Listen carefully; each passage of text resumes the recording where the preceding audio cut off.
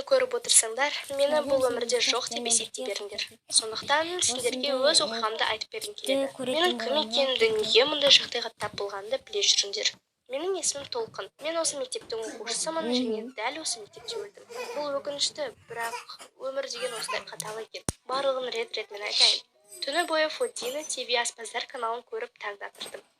Иә, мен әртүрлі тағамдар дайындағанды және тәттілерді жегенді ұнатамын. Сонымен түні бойы видео көріп, сабақтан келген соң осының бәрін қалай дайындайтынды елестетіп отырдым. Ал таңертең менің қатты ұйқым келді. Өте қатты. Тұрған жерімде ұйықтап қала жаздадым. Мектепке барар жолда да автобуста қалғып, мүлгіп ұйықтап әзер дегенде жеттім. Бірінші сабаққа отырғанда да партаның үстінде ұйықтап қалдым. Мұғалім бұған ашулы еді. Дегенмен мені үйге жіберді де, ата-анаммен міндетті түрде сөйлесетінін айтты. Алайда мен үйге қайтпадым. Барлығы жақсы, ата-ананы шақырмаңыз дедім. Екінші сабақта да дәл осылай болды. Сол кезде менің бойымда біртүрлі жағдай болып жатқанын өзім де түсіне бастадым. Бірақ үйге қайтқым келген жоқ. Онда түнде ұйықтамағанымды мойындауға тура келетін еді. Сонда бір ой келді. Бізде ескі спорттық заттар тұратын қойма болатын. Сол жерде спорттық төсеніштерге жатып ұйықтап алайын деп шештім. Сонымен тыныш қана сол жерге барып, бірден тәтті ұйқыға кеттім. Мен 5 сағат ұйықтаппын. Ойбай масқара. Сабақтар бітейін деп қалыпты ғой. Соңғы сабаққа қатысып автобусқа үлгеру керек. Мен есікті аштым. Бірақ дәлізде жарық жоқ. Біртүрлі екен. Әдетте жарық әрдайым қосылып тұрады. Әлде мектептегі электр тоғында ақау шығып қалды ма? Ондай генераторлар қосылу керек еді ғой. Біртүрлі ыңғайсыз әрі қорқынышты екен. Мен жалғыз өзім бос қалған мектепте жүрмін. Алдымнан бір жарық сәуле көрінді. Мен сол жаққа қарай бет алдым. Биология кабинеті, жарық жанып тұр, бірақ ешкім жоқ. Тек сықырылған қаңқалар мен қабырғада ілініп тұрған суреттерге көзім түсті. Адамның қаңқасына келіп, сәлем, сен де жалғыз тұрсың ба? Қайда жоғалып кеткен бәрі дедім. Қолынан ұстаған сәтте бір нәрсе жарылып, жарық өшіп қалды. Мен қатты айғайлап жүгіріп кеттім. Қолымда бірдеңе тұр. Не бұл? Бұл қаңқаның қолы. Мен оны лақтыра сала қаша жөнелдім. Тығылу керек. Кабинет. Алда кабинет. Мен сол жаққа жүгіріп есікті жауып алдым. Маңдаймен есікке тақалып тұрып қалдым. Тез арада өз-өзіме келуге тырыстым. Сұмдық-ай, не болып кетті? Мен артыма қарап қап-қараңғы бөлменің бір бұрышында тұрған қолдарын маған созып тұрған адамдарды көрдім. Сұмдық-ай, сұмдық, бұл зомби? Иә, зомби. Фильмдердің барлығы шындық. Мен есікті итердім, бірақ ол ашылмай қойды. Артыма қарасам, жаңағы қақпастар әлі маған қолдарын созып тұр екен. Мен есікті қатты итеріп сыртқа шығып, дәлізде ары-бері зыр жүгіріп жүрдім де, ашық тұрған бөлмеге қарай оқтай ұштым. Бұл мұғалімдер бөлмесіне кіре сала есікті тас жауып алдым. Қатты шошып кеттім. Өте қатты. Мұғалімдерде зомбиге айналып кетсе не істеймін? Не істеймін деген ой одан бетер үрейімді ұшырды. Бірақ денем ауырып кеткен соң, ақыры бәрі тыныш екен, шығайын деп жарық қостым. Ешкім жоқ. Не болды екен сонымен? Қайда бәрі? Кімнен сұрайым? Мен телефонды іздей бастадым. Қалтамда жоқ, сөмкем де жоқ, сөремнің кілті де жоқ. Қайда жоғалтып жүрмін бәрін? Есіме түсіру керек. Орындыққа отырып ап есіме түсіре бастадым. Иә, барлығын сөреме салып ұйықтауға кеттім. Кілт қалтамда болған. Кілтті қоймада түсіріп алған шығармын. Не істеймін? Артқа қайтып бармайтын шығармын енді. Жан керек маған да. Бірақ кім болса да хабарласып не болғанын білу керек. Ата-анам тірі ме? Мүмкін жер бетінде адамдарда мен ғана тірі қалған шығармын. Шам іздеп көріп едім, таппадым. Сосын бар күшімді жинап тұрдым да барлаушылар бөлмесіне бардым. Мүмкін тамақ та табылып қалар деген ой келді. Айтпақшы тамақ. Иә, тамақ. Қарнымның ашқанын айт. Түскі асты жіберіп алдым емес пе?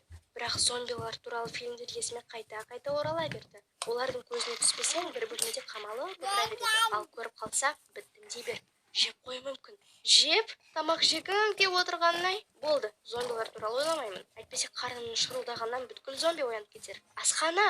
Асханадан бастау керек. Бірақ жоқ, шамсыз ол жаққа бара алмаймын.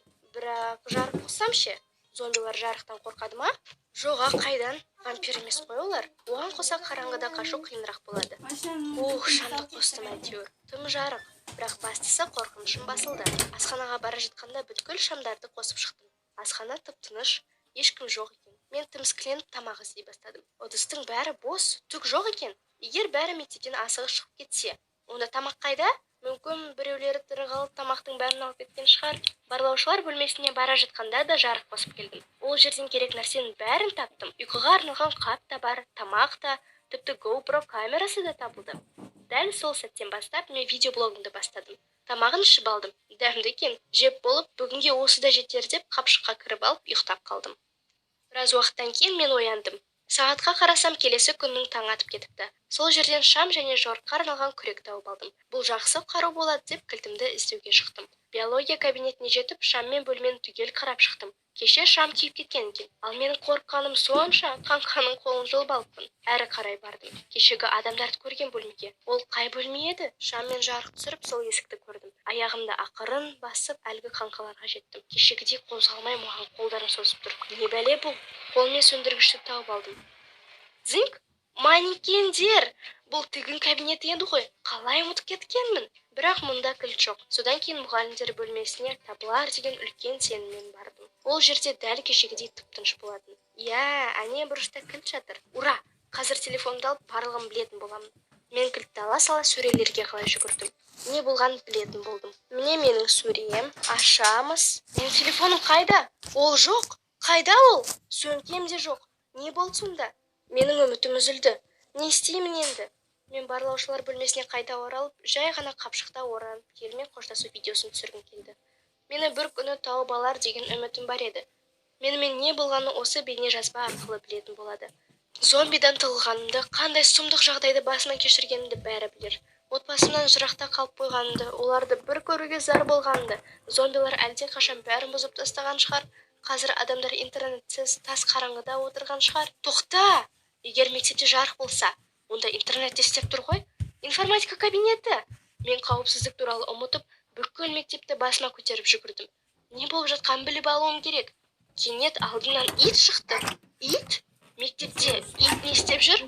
Мен тоқтап қалдым. Ол да зомби деп айтты. Ит те қуа жөнелді. Ал ол менің артымнан қуып келе жатыр. Иттер адамдардан тезірек жүгіреді. Бітті. Ол мені жеп қояды. Алдымнан ашық тұрған кабинет шықты. Соған кіріп есікті жауып алдым. Ит сорлы артынан жүгіріп келіп үре бастады. Есікті тырмалап, ырсылдап тұрып алды. Сұмдық-ай, зомби иттің жемтігіне айналатын болдым ау. Неге? Бір кезде ол үруін тоқтатып кетіп қалды. Төрт аяқты мақұлық бөлменің екінші есігіне қалай бару керектігін білмейтін шығар. Жоға қайдан? Зомби ойлана алмайды. Мен жарық қосып кабинетті қарастыра бастадым. Оның басқа есігі болмады. Тек терезе, ал терезенің артында бір адам тұр. Әлде адам емес пе? Мен жарықты сөндіріп, изенге жатып өлуге дайындалдым. Бітті. Тауып алды мені деп ойладым.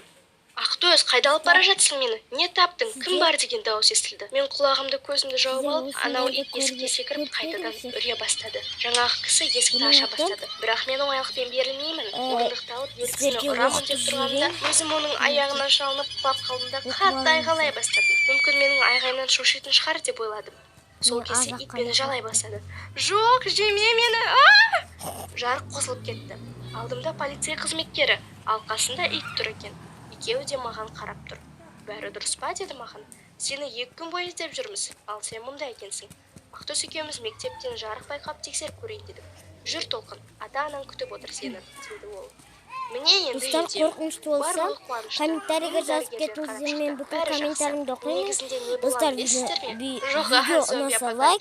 Пока-пока. Вирустан карантин Лайкқа жеткіземіз, достар. қайтарып жіберген екен.